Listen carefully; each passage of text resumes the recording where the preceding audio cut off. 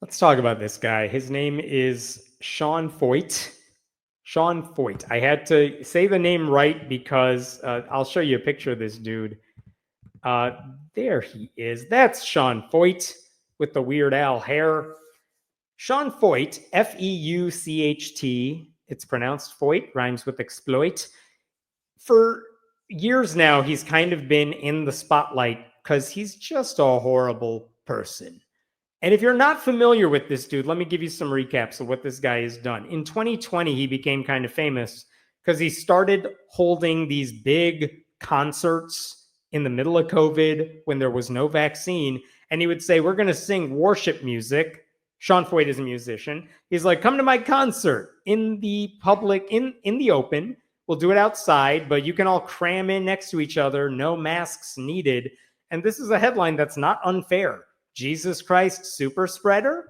Because he was a super spreader of the virus. He exacerbated public health emergencies.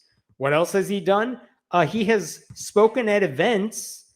This is an event he spoke at in 2023 in Eastern Washington, alongside a guy named Matt Shea, who is a pastor and Washington lawmaker. And look at this sentence.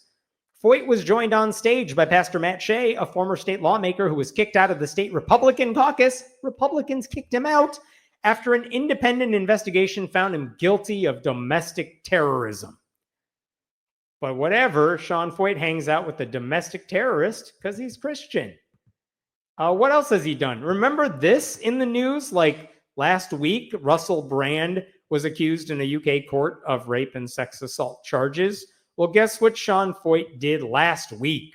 Look at the date on this. It's 9 days ago. Here he is doing a mass revival on a beach with Russell Brand. Why? Because Russell Brand is also a Christian. So Sean Feucht's like, yep, these are my people. I don't care what you're accused of. So this is what Sean Feucht does. He held this mass baptism with a predator. He shared a stage with a domestic terrorist. He held these super spreader events. But because he plays Christian music and talks about Jesus, a bunch of white evangelicals just give him a pass on all of this. But what's interesting is that this week, his allies, his former allies, have started to go after him. Not because he's a Christian extremist, mind you, but because they think he's a horrible person in all the other ways. And this is kind of amazing. They set up a website. It's called truthandfreedomstories.com. And it's like, this is the front page, financial, spiritual, and moral allegations against Sean Feucht. And just read this thing at the top here. This is based on 5 people who used to work with this guy. Based on the documented and corroborated nature of these concerns, we strongly urge that Sean Feucht be removed from positions of leadership and financial stewardship. This statement is made in good faith for the purpose of preventing further harm and upholding standards of biblical accountability, transparency, and justice. Like, what on earth did they document that they say you need to remove this guy from power and take away his credit cards? What else do they say? We have consistently witnessed Sean publicly point his finger at the sin of the world, yet repeatedly fail to take responsibility for acknowledging, repenting of, and turning away from his own serious and habitual sin. What else? Having witnessed firsthand what we have witnessed about Sean, we can no longer encourage financial contributions to him and his endeavors. We can no longer encourage anyone to work for him, paid or unpaid. And we can no longer encourage anyone to partner with him in any ministry capacity or invest in him financially due to the following egregious, corroborated, and long-standing sin. And then they start to tell you specifics: the moral, ethical misconduct, abuse of power, retaliation against whistleblowers, negligence of oversight. What else? And then their request for action. Look who it's signed by. These are all people who worked for a ministry that is affiliated with Sean Feucht called Burn 24/7, which is a Christian thing because they love the fire and they're burning with the passion for the Jesus 24/7. And some of them worked for other groups too, but these are not randoms. These are not randos. These are not critics like me. These are people who worked with him because they believed in the mission of what he was doing, and they saw what was going on, and they're like, we cannot back this up anymore. So what is it that they are referring to? Well, let me show you a couple things. If you go back last year, there's a website called Ministry Watch that kind of focuses on how do Christian ministries spend their money? Are they buying the pastor a private jet? Are they buying him a mansion? Are they good stewards of the donations they get? And this is what they posted late last year about Sean Feucht Ministries specifically. The organization does not file a Form 990 or make it available to the public. It petitioned the IRS to change its status to a church. There is therefore no updated financial information after 2020. This is interesting. They're saying Sean Feucht Ministries, they used to file the paperwork all nonprofits have to file. But after 2020, they asked the IRS, hey, you know how we do that worship music every week or whatever it is? We just want to call ourselves a church. And the IRS said, okay, then I guess you don't have to file the paperwork. And the thing is, Focus on the Family has done this, even though they're not a church. A lot of right-wing religious organizations that are not churches have now changed their designation with the IRS to be churches. Why? Because churches don't have to file transparency paperwork. And look at the top paragraph here too. Because they cannot see what Sean Feucht is doing, its transparency grade slipped from a D, which was bad, to an F. And their donor confidence score fell from 46 to 21. So even Ministry Watch is like, don't give money to this group. We cannot vouch for where the money is going. And this is kind of where the ministry, this is where those whistleblowers decided to run with it. Because they're saying, we know what's going on here. Here's one of the things they pointed out on their website. For years in a row, Sean Feucht Ministries, they took in about $250,000 a year. In the late 2010s, 2018, 2019, they were getting about $250,000, $300,000 a year for Sean, for their staff, whatever. In 2020, this is when he's doing those COVID super spreader concerts, his ministry made $4.5 million. And I think, this is me speculating, he realized, oh, I'm making a ton of money because I'm basically a right-wing pretend martyr who's doing these concerts. I got to hide my money now so no one knows what I'm doing with it. So he asked the IRS to call him a church. They said, okay, now he doesn't have to file the paperwork anymore. So all of a sudden he's making millions of dollars. He doesn't have to tell anybody where it's going. Any decent organization that comes across a windfall like that should let donors know how they're going to spend that money. Sean Feucht said, oh, I'm not telling you anything. But again, just because you're not transparent doesn't mean you're doing anything shady. But this is where the whistleblowers come in because they say, we know what's happening. And among their allegations that they point out, this is some of the stuff they say on their website. Sean Feucht operates multiple nonprofit organizations that all do the same thing.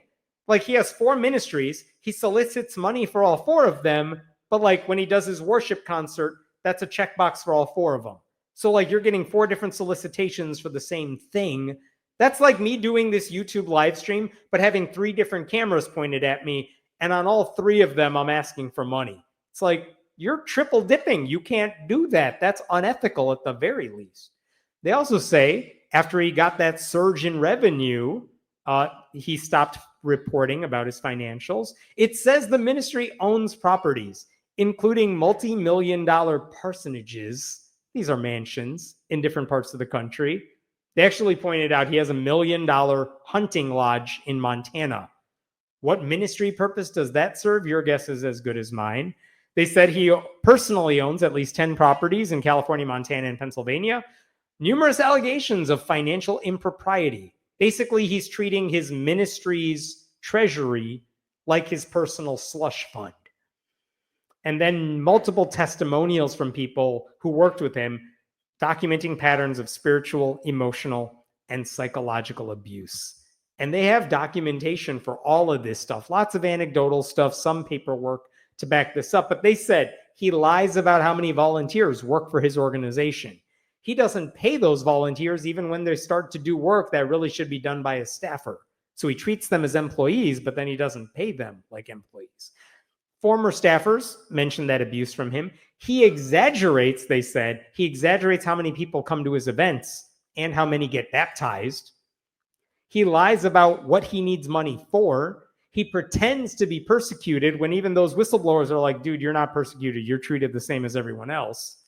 And they say the people who serve on the boards of his various ministries don't really do any real oversight. And whenever anyone raises questions about how he's spending money privately, he defames them, blacklists them, and threatens to sue them. This is all in their mix of things they are accusing him of. And so after all this, they end with a handful of recommendations. And this is what they say. What should we do here? I know, by the way, some of you are like, wait, the scandal has nothing to do with drugs or abusing somebody physically. It's like, no, it's not those scandals. It's just run-of-the-mill religious abuse. That's what this is. Financial shenanigans, things like that. So this is what the whistleblowers recommend.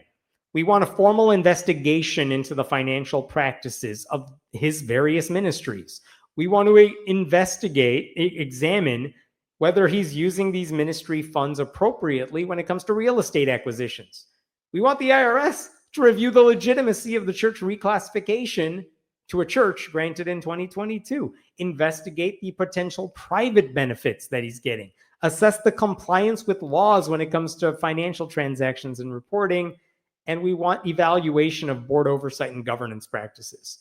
Some of this stuff his groups could do if they cared about it.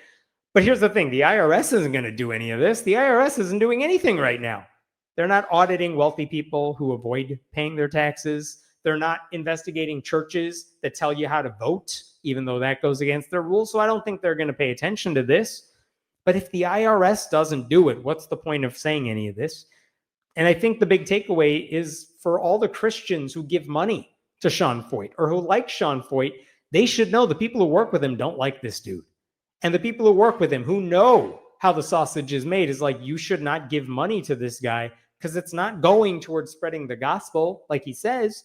It's going into his pocket so he could buy more houses and things like that. So that's interesting as well. Like, I don't think the IRS is going to do anything, but maybe some of these Christians will finally get it through their minds that it's not critics of Sean Feucht that are going after him this time. It's his own people. It's the people he worked with who are deeply devout Christians who are saying, we don't trust this dude. It also sends a message, I think, to the other Christians who might be working with his ministries right now, which is if you actually care about the mission and spreading the message of Jesus, then make sure Sean Feucht is not running your group. Make sure doesn't have access to the money. Take away his credit cards. And what did Sean Feucht say about all of this? At first, he didn't respond. For like days, he did not respond. And then on Tuesday of this week, he finally responded. And this is what he said. Birds of a feather working together when Soros-backed Christianity Today. Let's pause there. So a bunch of groups wrote about what these whistleblowers said. Christianity Today is an evangelical publication. Their news division does really good work. I can admit that. And he's like, oh, whatever. They're backed by the Jew. What the hell? That's what Soros-backed is. It's affiliated with a Jewish conspiracy guy we don't like. When Soros-backed Christianity Today and Rolling Stone and the LGBTQ, that's new, mafia gang up to attack Christians, they're not attacking Christians. They're calling you specifically out for misusing money. When they attack Christians, you know a big breakthrough is coming. Hashtag whatever, all caps, never back down, prayer emoji. Like just denial. He's deflecting. He's calling names of the people who are writing fair articles about what the whistleblowers said. What he's not doing, by the way, is responding to the allegations and explaining why they're wrong. I think that is telling. This guy doesn't want to address the substance. And if this is his way of just dismissing the allegations, then he's just further gaslighting all those former staffers. Like at the end of the day, none of this is that surprising. Someone who is this deep into the megaverse is bound to be a grifter. The only question is, how is he going to do it? How is he going to try to steal everyone's money? But if the allegations bear out, and that's assuming anyone close to Feucht cares to investigate, which I don't know that they do, I don't think he's going to ever apologize, much less change his actions. He's very stubborn and he's very convicted in his faith, or so he says. So he'll do what conservative Christians everywhere do when they're accused of wrongdoing. deny everything, pretend Satan is coming after you, treat your critics as liars who hate Jesus, and urge followers to give you even more cash so you could battle these charges. That's usually the trajectory I have seen. But I'm proud of those whistleblowers for coming out. Like, good for them for doing this. I don't know what it's going to accomplish, but that's a brave thing to do. And they put their names on it, which is a huge thing. So good for them. Oh, what do we got here? Question-wise. Oh, I appreciate that donation, Vicky. Thank you so much. And yes, thank you, Den, as well, for helping out. Evangelicals not behaving ethically? I know. And they vote for people who are unethical too. Can you believe it?